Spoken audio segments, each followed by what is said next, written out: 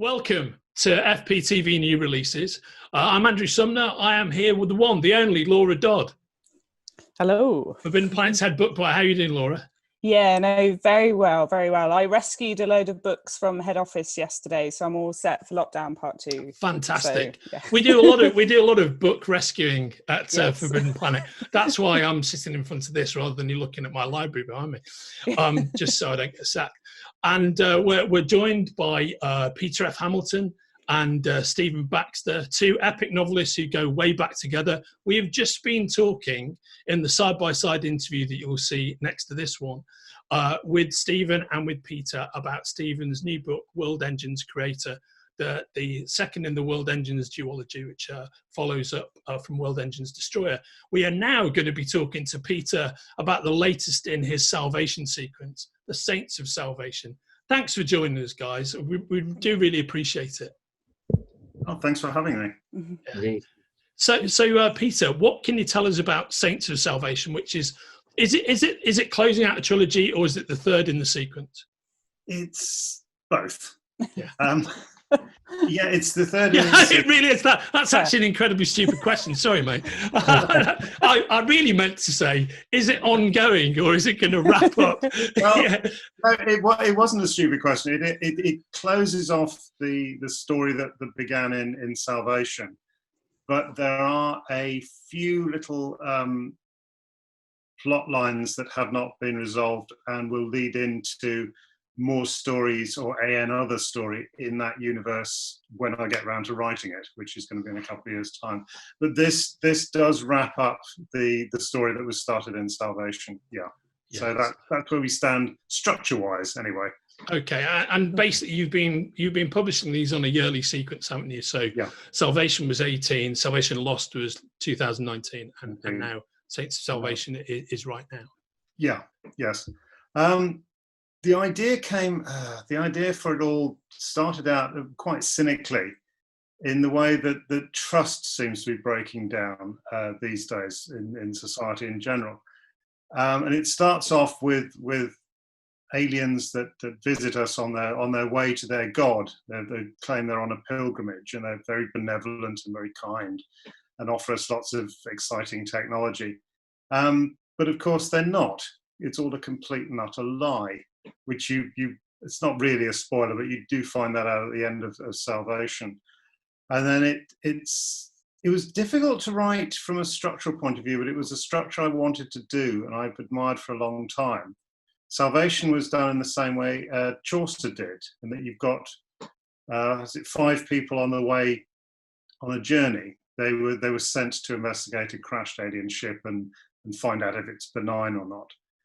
And on their way, they each tell their story, which for science fiction is a fabulous way of doing it, because you get the world building, you get to explain the characters, and at the same time, the story progresses of what actually is going on, this trip to the ship. And I just wanted to do that for a change structurally. It's a good way of doing science fiction. I probably won't be doing it again, but at least I've done it now. And Salvation Lost was, as you say, the difficult second book in every trilogy, where you've got to carry things on, make them exciting, and not end. Yeah. So Saints of Salvation is the definite conclusion to that story. And I had to bring together 2 timelines that were set 10,000 years apart, which again, you only get that in science fiction. You don't get that in contemporary novels. So it's been quite a journey for me. Yeah. Yeah, no, very interesting. Yeah, and you've had some beautiful rejackets of your backlist recently. Did you have any input in the designs? My artistic ability is you can't tell the difference between that and 0. That is not where my talent, if I have any, lies. No, I get shown these fabulous things. Oh, the art department's come up with this. What do you think of it? And there's only so many times you can say wonderful in a row without sounding quite cynical. But yeah, I have very little to do. I do make the occasional suggestion, oh, maybe that's not quite, the right way round or something like that. But I owe full credit to the Macmillan art department for my jackets. especially this new incarnation of Yes. them. They do seem to make a lot of sense to me. Yeah, no, they are breathtaking covers. We and were I blown think, away by them. We thought they were really, phenomenal. really pretty. So The colours in them, each one has sort of got its own colour theme, and so they're the same but different. You know, it's one of mine. Yeah, they're all well thought out, is all I can say. And I was just going to as well mention, because I was such a huge fan of Love, Death and Robots, that obviously you had Sonny's Edge. What was that like to see animation of one of your stories? It blew me away because I didn't actually know computer animation was that good. I was lucky in that they kept sending me sort of early drafts, and then the same thing which they'd done more detail on, then more detail and more detail, and sort of watched it grow. And the way they've done it, and it's fabulous because I can take credit because that's my story. But what they've done with it has just taken my little story and made this epic visual out of it. It's absolutely fabulous. Yeah, gruesome as well, which makes it better for me. But to have that ongoing life outside of yourself must be pretty awesome. I want to talk about ongoing life of things.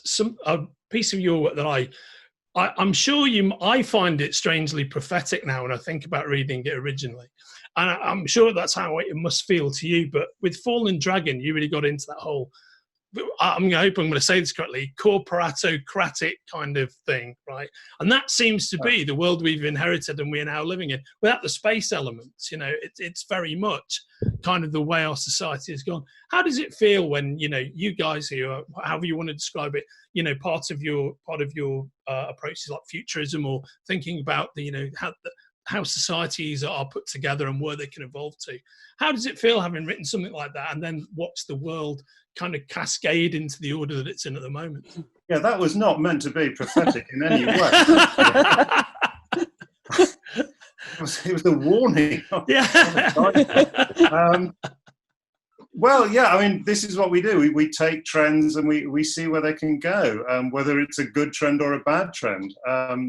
You know, I'm quite horrified with the way it is all going.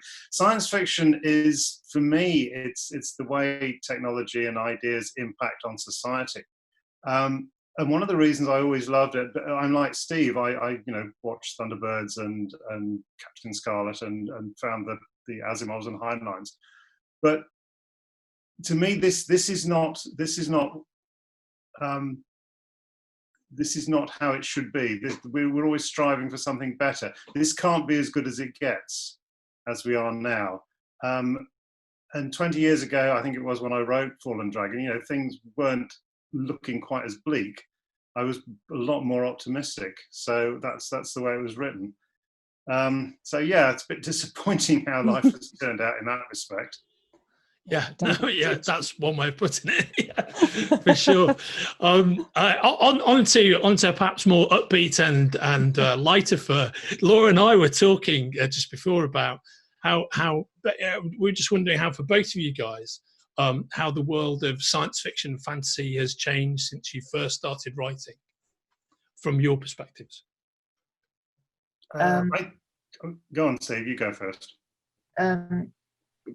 Well, in some ways haven't changed vastly. In other ways, there are more people coming in for various reasons. The word processor has just made it physically easier to write compared to the old typewriters and stuff.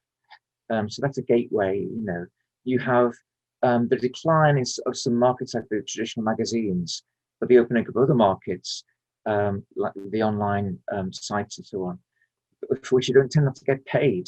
So there's a lot more amateur, I think, or low-paid writers around than there were.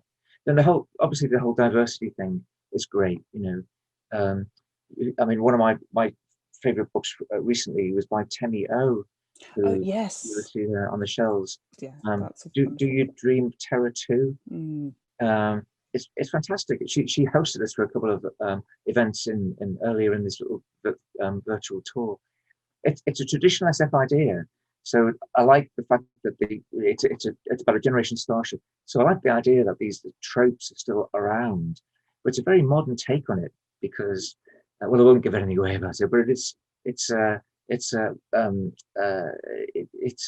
young person's view of being inserted into this kind of creaky old trope in a sense. So in some ways it's much wider, but on the other hand, I have a feeling it's much harder now to make a living, even than it was in our day. Sometimes I think our generation, Peter, was a slightly lucky one. I mean, back in the 50s, you had people like Lionel Fanthorpe hacking out a short novel a week in order to make a living. Things weren't much better when people like Brian Alders came along, although the new wave was very literarily successful. Not much money in it. Our generation was a fairly fortunate one, I think, where you could actually make a reasonably decent living out of mid-list titles, not J.K. Rowling and so on, but mid-list titles. And I think that might be going away again now, which is not a good thing, because you need people to be able to concentrate on the work and explore it and take chances even. So it's good things and bad things, but I have a feeling that there may be a lot of talent which never got the opportunity to express itself out there, on the internet. The question is finding it and editing it and presenting it really. Well, basically, I'm very optimistic about the future of SF because there's a fantastic number of brilliant young writers around. Yeah, I think most of whom I've blurbed. Steve's right about the biggest difference, I think, is just the sheer breadth of it these days. There is every trope you can think of in the genre these days. And as he also says, finding it is more complex because of this. But just the range of it, the different people involved, the new ideas coming in, the reimagining. When we were growing up, there was Clark Asimov, Heinlein, Bradbury. That's about it. But now the shelves are just stuffed full in bookshops, which is a wonderful thing. I mean, whatever you want, you can find out there. Also, I must say that the markets, maybe non-paying markets, but the outlets for short fiction, that's really important. And when I was back in the late 70s, I started submitting stories to magazines. I tried the American magazines. Got rejection letters, and there were short-lived British SF magazines that would come and go, literally in a few months, and there was a point where I believed I had more "sorry, we folded" letters rather than rejection slips. So there's just no outlet. But then along came Interzone in the early 80s, I think, which was a stable market, not very well paid. You're never going to make a living out of it, but it was a stable market where your stories were professionally presented, illustrated if you're lucky, and they wouldn't just buy one story, they'd buy another and another if you were lucky, and you got a chance then of being showcased. And that was really how I got my start in the pages of Interzone. The book editors are looking for new talent all the time, and so the editors were aware of me when I started writing into them with novel proposals. So you need that kind of outlet. I think now it's so diffuse. No human being could possibly track all the short fiction that's been published out there somewhere. But still, better that than nothing, I guess. Yeah, I agree. I think that's very well said. We are zooming warp 9, in fact, towards the end of our time together. So, Laura, do you have a final question for Peter and Stephen? I do, yes. So there's a lot of fantastic TV, film and game adaptations, especially obviously during lockdown, things like Mandalorian and things that have been keeping people sane. Which of these have you been watching and playing and enjoying? Well, you just mentioned it, The Mandalorian. So my son and I sit down and watch that. I mean, we've just seen episode 1 of season 2. And we're waiting impatiently for episode 2. So yeah, I'm really on that at the moment. Altered Carbon was a good one, came out, and I've seen season 1 of The Expanse, and I've told the rest of it gets even better. And if I ever get the time, I will probably watch that as well. Yeah, if I'm absolutely honest, we watch TV, but we don't follow that much, the current stuff. I mentioned Supergirl. That's been good fun. Star Trek Discovery and Picard. We did enjoy that, so I'll be digging out just season 3 is coming along, isn't it? I tell you what, my habit in lockdown has been to dig out my old copies of Doctor Who tie-ins. The books. Oh yeah, yeah. I was going to say, because you did one, didn't you? Yes, yeah, I Yes. did a Patrick Troughton story. It was great fun. Nice. But I think my favourite of all those, there's a book called The Indestructible Man by an author called Simon Messingham, which is a mashup of Captain Scarlet and Thunderbirds with Doctor Who. The TARDIS crashes on cloud base, although names are changed to not to bother the lawyers. And they think the Doctor is the second Doctor. They think he's a Mysteron because he regenerates. Absolutely. And they followed the logic of Captain Scarlet and the indestructibility. In the end, there's only him and Captain Black left, in these two indestructible beings killing each other over and over again like vampires. It's terrific. It's bonkers mad, but it's extremely entertaining, and it hits also nostalgia buttons as well. Mm-hmm. So that's my lockdown. So Stephen, that's called The Indestructible Man. The Indestructible Man. And who was the author again? Simon Messingham. Simon Messingham. You mentioned it before, but Captain Scarlet is one of my all-time favourite TV shows. For me, that is head and shoulders above all the other Anderson shows. I love the darkness of it, right? And the fact that it's human folly that triggers the whole war in the first place. But I am 100% checking that out. That sounds that's genuinely exciting. That's awesome. And on that note of checking out people's work, please bear in mind that we have both books we've been discussing. So Stephen's World Engines Creator and Peter's Saints of Salvation are orderable from the links attached to these interviews. Peter, Stephen, thanks so much for joining us in the second of these sessions. It's been great talking to you both. Thank you. Well, thank you. And we'll see you again soon. Come back and see us. Oh, yeah.